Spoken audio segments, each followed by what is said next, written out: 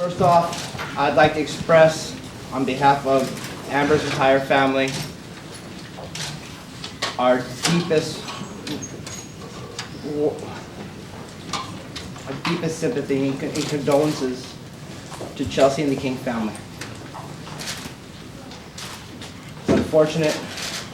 It's not the result any of us was hoping to hear.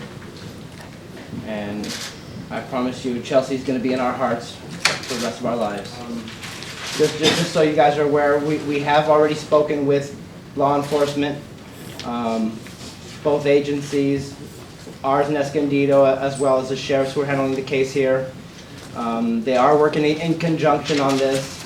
They are working on Amber's case hand in hand, as well as the crime scene for this.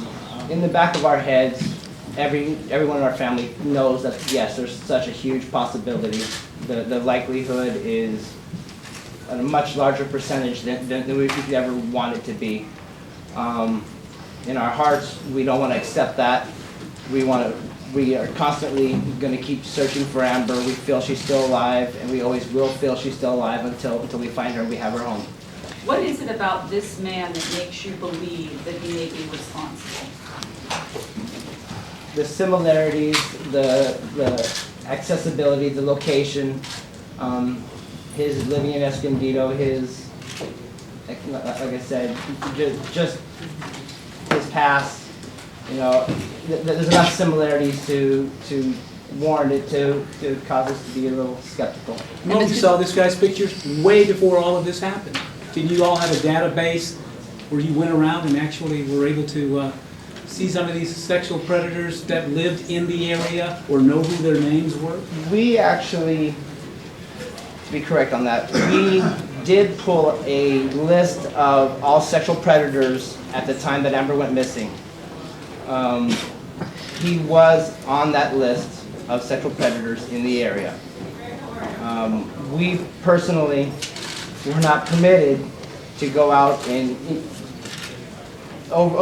watch predators at their houses or go knock door to door. That was law enforcement's responsibility, and we were informed that law enforcement was handling that portion of the investigation for us. But that name was on the list, your list. Absolutely. Maurice, Do you know if they interviewed him as part of that routine sexual predator sweep? That would be a question you'd have to ask EP. But they didn't tell you that they did.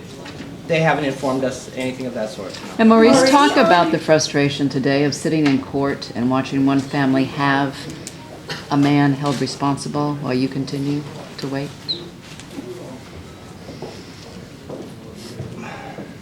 My frustrations are immense, yeah. We've had a long year.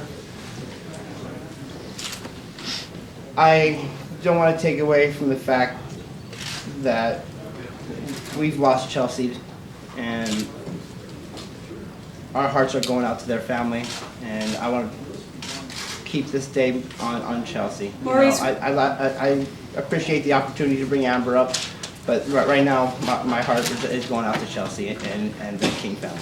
and what is your advice to parents now?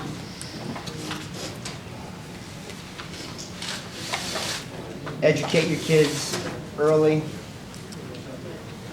Don't go with the old adage of the stranger danger. Use such things as a what-if game. You know, teach your kids at a young age to start thinking analytically for themselves. Ask them questions. What would you do if you couldn't find me in a grocery store? See how they answer. Work with that. Start developing their own thinking. It'll help them in the future. I also would strongly suggest that any parent and kid, if your child's ever faced with someone trying to abduct them with a weapon or anything, fight, scream, yell, do whatever you can to possibly get away. Do not let that person get you in their control. You're done at that point. I respect your position that you say you want to keep this day about Chelsea, but your daughter went missing in the same community on her way to school. Would you have liked to have seen the equivalent amount of publicity for your daughter that Chelsea has received? Of course. Of course. Publicity or manpower? Why do you think she didn't receive it? I don't wish to comment on that right now. I don't know. I'm unsure of the exact reasoning. I'm glad that her story is getting the attention now that it deserves. She deserves to be home with her family, and we're hoping that this attention will bring that to us.